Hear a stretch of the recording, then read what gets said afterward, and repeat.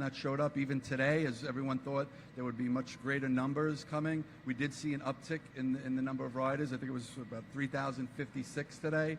But the great thing about that uptick is that they know going home tonight, they're going to get on a nice air-conditioned train that's going to be on time and reliable. All right, let's go to Allie Bauman right there, CBS News, New York. Hi there. So the union's doing a victory lap. They're getting the 4.5% raise in the fourth year. So how do you do that without raising fares? Well, as I said, when we talked about the original number, there was a 5% number out there, right? And that because that would mean the other unions within the MTA would look for the same agreement.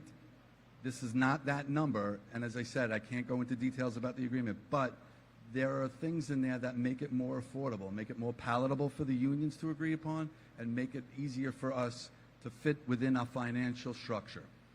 All right, let's go to Andrew Siff from WNBC, New York. Thank you very much. Rob, on the restoration of service, why did you not go to some kind of hourly service this morning? This deal was reached at 8 p.m. last night. Was that a consideration, you know, once an hour out of Ronkonkoma, Babylon, something like that, to at least move some of the people? Well, it was finalized a little bit later, right? There's announcements that come out, but there has to be a formal sit-down and an agreement of the contract. But you have to remember, people have to come to work. They're out on the picket line, they're at home, so it takes time for employees to come back. We have to get crew dispatches in here to call employees out because on a normal week, X amount of people would have been on vacation. So you have to come and figure out who's actually off, who's available to come back, what jobs do I have to fill. The equipment's not in the right location. We also need the employees to get to the right locations to provide some level of service. And inspections of equipment, federally mandated inspections, were required so we could actually use this rolling stock. All right, let's go to Ryan Schwach. Ryan yields his time to Steve Nethson of Gothamist. Steve. Hey, Rob. I know you've sort of spoken about it already, but it seems like from what we're hearing as far as the final percentages and numbers, it's pretty similar to what was in the PEB. So what did the MTA gain by pushing this to a strike for, you know, over 3 days? Well, as I said, Steve, there's what you do, there's a number, and what you do is you make that number work within the elements of the contract. The recommendation of the PEB was specific as to one way. We found another way with the labor organization to make a number work. So again, there's a process. They have to ratify it, and more details will become available. You know what? I'm really happy that we were able to get it done and we can provide train service. All right, Samantha Liebman's here from New York 1 Charter Communications. Sam. I'm just wondering, because we're hearing some of the details, you know, how much do you save by not paying workers to do this computer-based training and not pay them on paper, but rather electronically? How much savings is there? Well, Sam, I'll start by saying we're going to be able to provide Montauk service this upcoming weekend, so we're very happy about that. Look, again, there's factors within the contract that are, you know, that were worked on to make it more affordable. There's things in there that help us, the carrier, and there's things that help the union as well. I respectfully leave it to the labor organization so they can explain it to their membership so we can get it ratified. Look, it's in all of our best interest to get this contract ratified so we can continue to provide train service.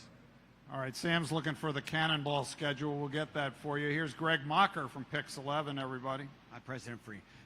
Just looking in this direction, since we'll get a better shot, a lot of riders may have heard fares are going to have to go up if there's a certain number.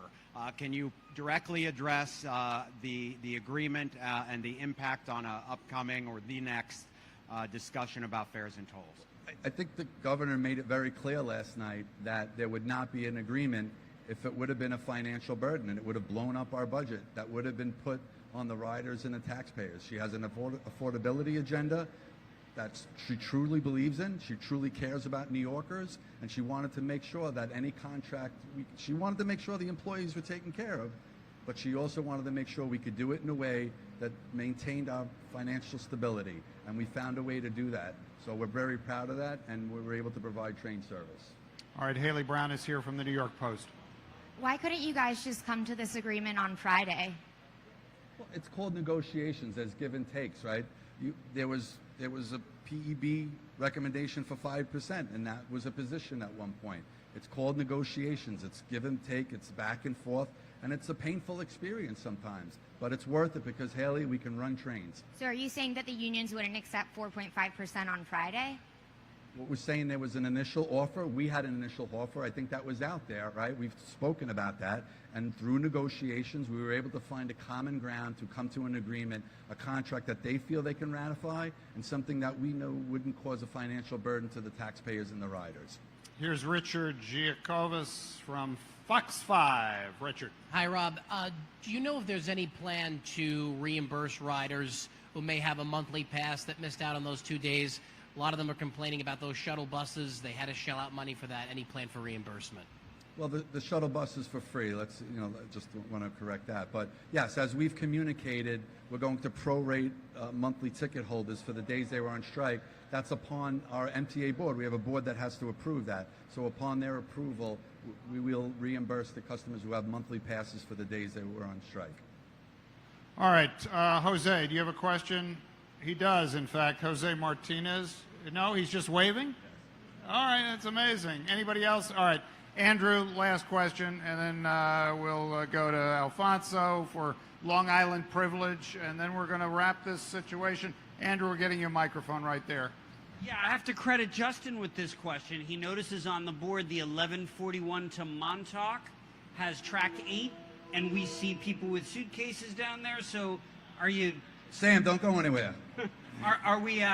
is that actually the first train, or do you know if that's... May I just say that is why Justin Lau does what Justin does, because he sees what others sometimes overlook. Rob. So, as we said last night, this is a phased-in approach to normal service. So, as the crews come back and their ability to work and the equipment availability, we will try to provide more service. But we're committed to the hourly service on those 4 branches. So, we were able to provide this train service. So, as you may see that on more branches, additional trains popping up. Because, look, we're ready to go. We want to provide train service. The employees are coming back. They want to come back. I was amazed at how quickly last night they were coming back. So as the availability is there, we'll run more trains if we can, because that's what we do. All right, so if they're watching at 30 Rock, we've got a whole lot of people watching.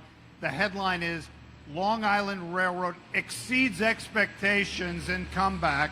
Alfonso, you got the last question. I do want to remind people as well, though, from what I understand, all the schedules are live on the Train Time app and our website. So if you need updated schedule information, please check those medias. So Rob, in the last several months leading up to all this, a lot's been said by both sides. The MTA, certainly JANO, very critical of the unions and their leadership, and pointing out, what some of these workers are paid. The union's very critical of JANO and MTA management. Can you talk about what, if any, lingering hard feelings, resentment there is, and how you get past that? Well, this is a business. It's not personal. At the end of the day, both sides wanted to make sure we operated train service, and they gave us our word last night that they were committed to getting right back to business and being able to run that service. So nothing's personal. It's negotiations. It was hard negotiations. We had ups and downs, but at the end of the day, this is what we want, and we're running trains. All right, thanks everybody. Appreciate it. For all of you watching back in your newsrooms, we're going to show you a shot of the trains live. Then we're going to show you a live shot of the board that Justin Laub was looking at. Thanks.